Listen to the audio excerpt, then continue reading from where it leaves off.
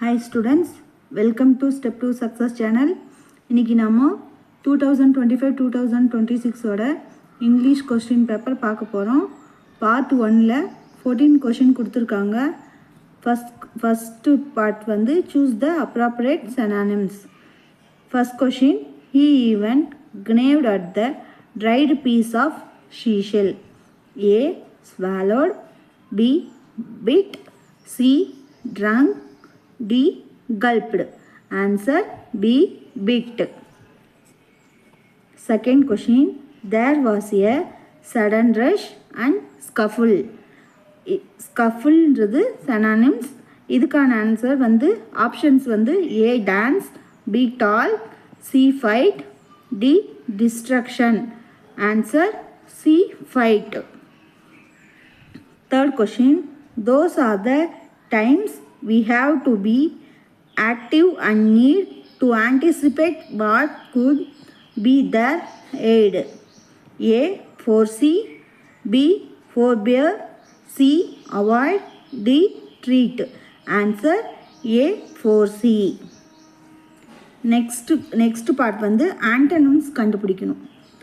Fourth question, the project was undertaken in consonance with the national policy to empower women.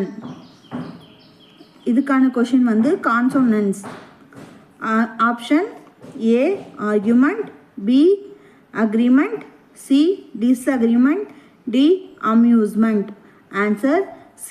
disagreement. Fifth question, I saw a frail man with bald head sitting. Option A. strong, B.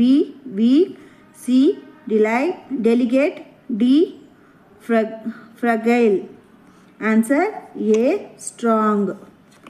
Sixth question, I would have forgotten that unpleasant incident of my childhood. Option A. ugly, B. bad, C. pleasant, D. unhappy. இதில் வந்து unpleasant கொடுத்துருக்காங்க. நாம் வந்து answer வந்து pleasant. Seventh question, plural form. Choose the correct plural form of loaf. A. loaves, B. loaves, C. loaves, D. loaves. Answer A. loaves. Eighth question, from a derivative by adding the right prefix to the word accurate. accurateக்கான prefix கண்டுபிடிக்கணும். Answer inaccurate. Answer B. inaccurate.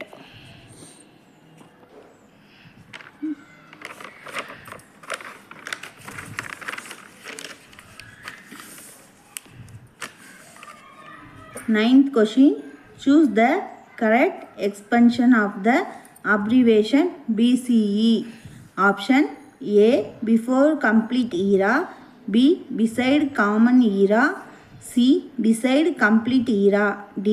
before common era. Answer D. before common era.